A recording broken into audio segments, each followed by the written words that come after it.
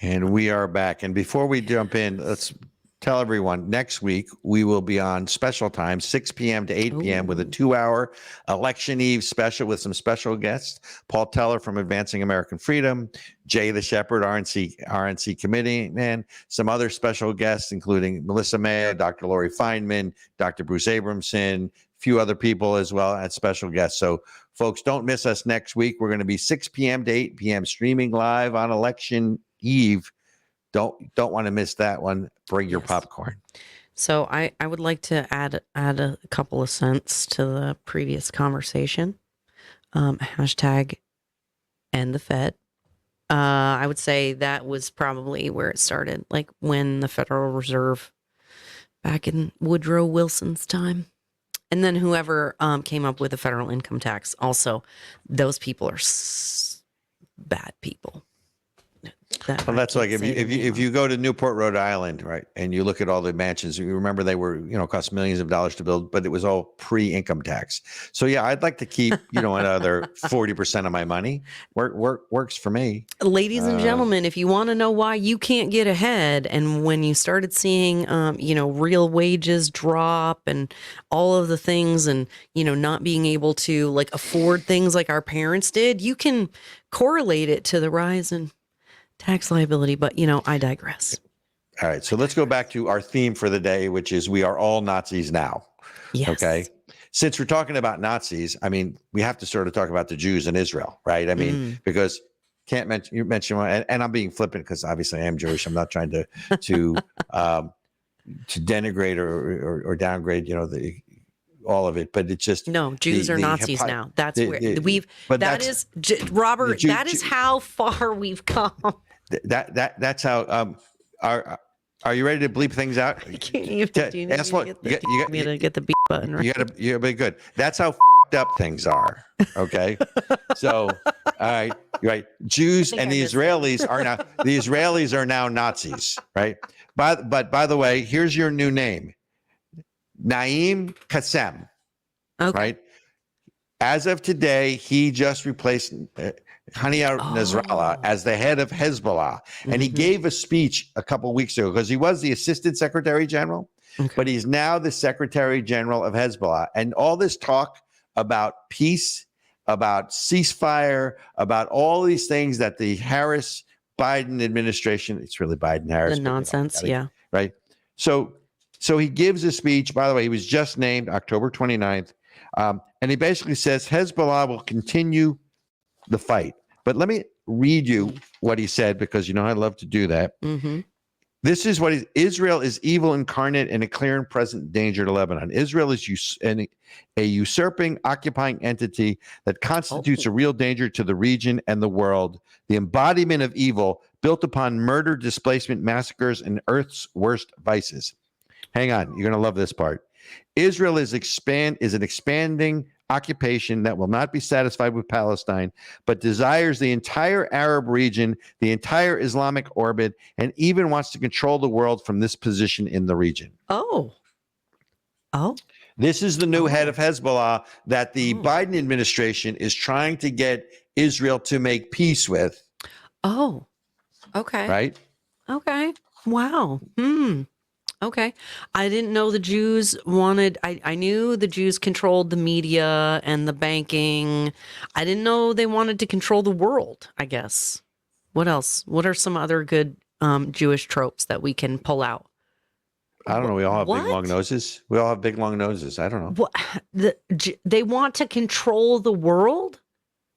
Of course. Didn't you know that? I mean, I mean, so I want to come back to Nasrallah, but here's the other thing that just happened. So the Israeli parliament, the Knesset, and again, breaking news, just banned UNRWA, right? The United Nations Relief Workers Association, from Israel over terrorism ties.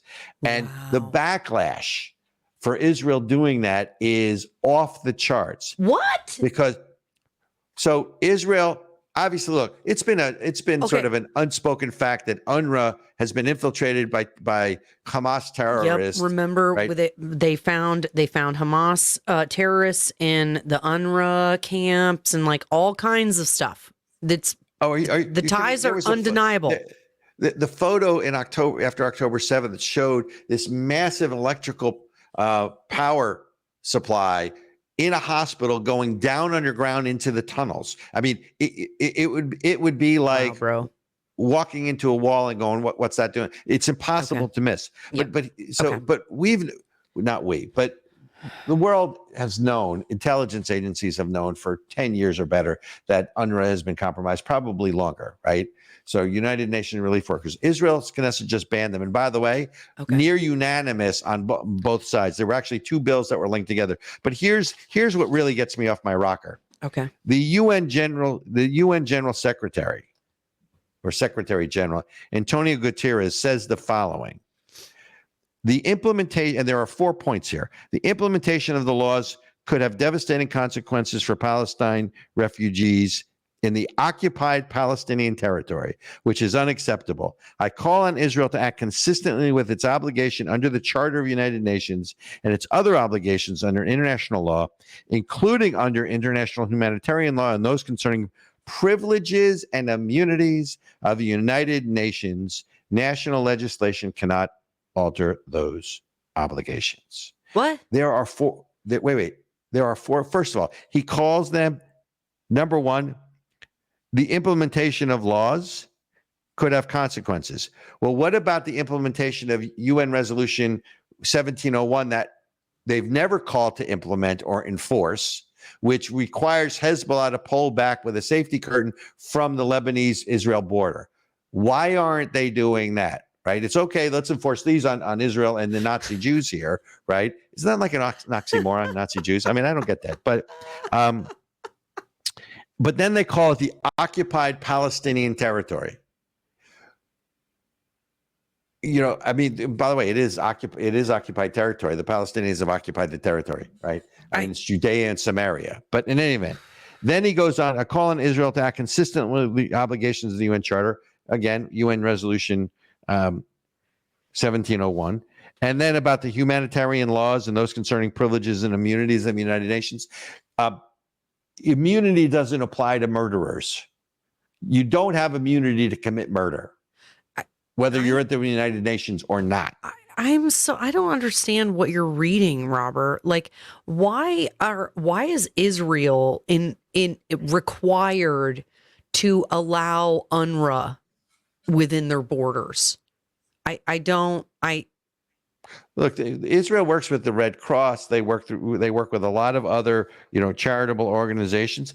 I mean, if you're not already in the bag for either the UN or Hamas, find another. I mean, look, no one's saying that on the Egyptian side. Why can't they operate on the Egyptian side?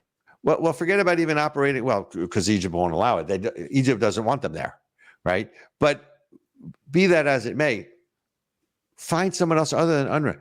Look, there needs to be aid delivered to Gaza. I get all that, right? Fine, no problem. Find someone else to deliver it other than UNRWA, which is clearly compromised. Correct. Right. The other issue is, don't forget, Hamas controls all the supplies that are being brought in, and the people are still starving anyway. But that's a whole different argument and conversation. I just find this whole thing about who are the fascists, who are the Nazis here, right? So you've got Qassem, who's the new Hezbollah leader, saying that Israel wants to conquer the world, which I guess plays well in some of the Middle East.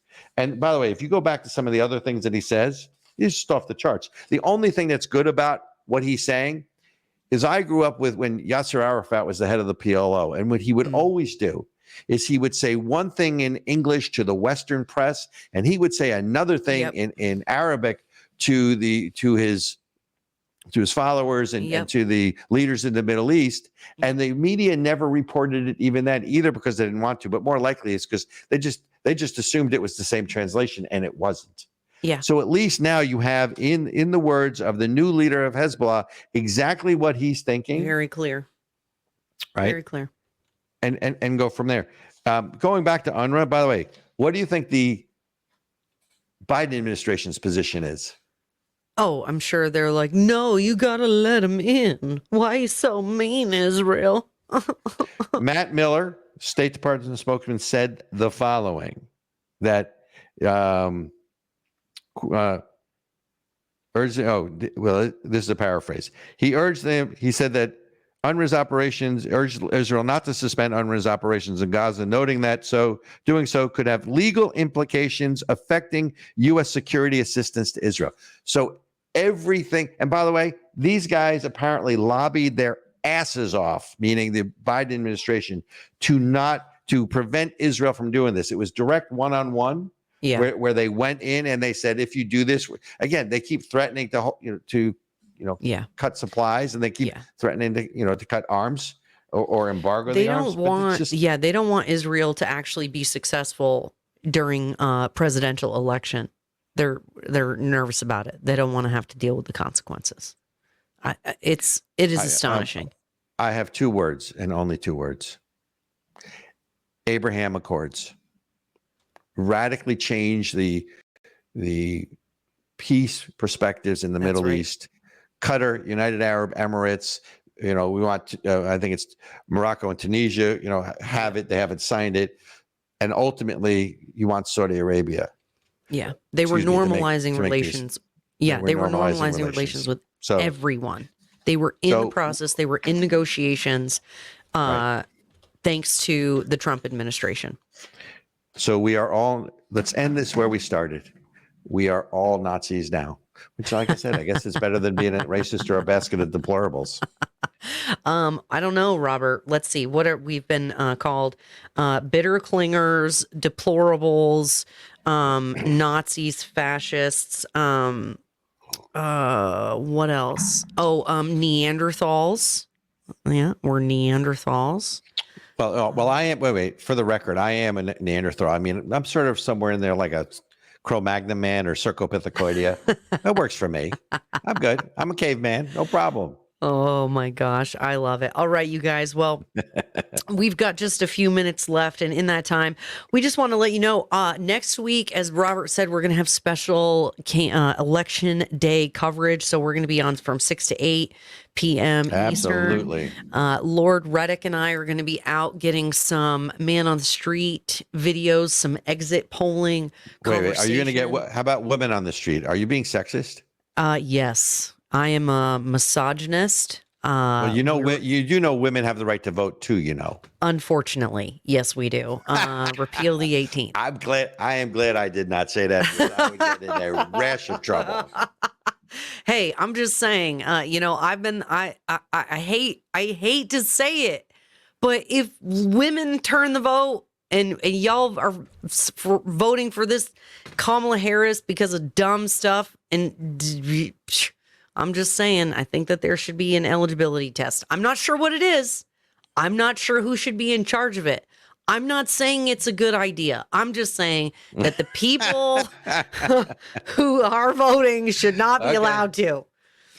We talked about that last week, about an informed electorate, and the informed electorate wasn't necessarily formal education, but participation, civic participation at the local level, at the state level, in your churches or synagogues or house of prayer, in your communities. That's how they got informed, if you will. It was an informed electorate. It didn't say an educated electorate, but the presumption was always that you would be informed because you'd participate. Yes, exactly. And so, ladies and gentlemen, we just ask that you check out your people. Go vote. I say vote red till you're dead. Vote red. What you're really saying is not only go vote early and vote often. And vote all the way down ticket, you guys. We don't just need, yes, exactly. We don't just need Donald Trump in there for this election. We need good judges. We're not advocating vote your conscience, Ericka. What you want people to do is vote their conscience. No, I want people to vote for conservatives. If we've done our job properly and they vote their conscience, you'll be fine. You know what? I accept that. I accept your. Yeah, don't tell them how to vote. Just tell them to go vote. And by the way, if you're going to go vote, folks, in all seriousness, bring 5 of your friends. Make sure they're voting too. That's really the issue. This is all about turnout. Look, I was involved in a ground ops in 2004 and several other different campaigns. At the end of the day, you can do everything right. If you cannot get your voters to the polls, Yeah. game over. Doesn't matter. Elections, ladies and gentlemen, do have consequences. This one more than most. And on that note, we'll see you next week. Ba-dum-bum.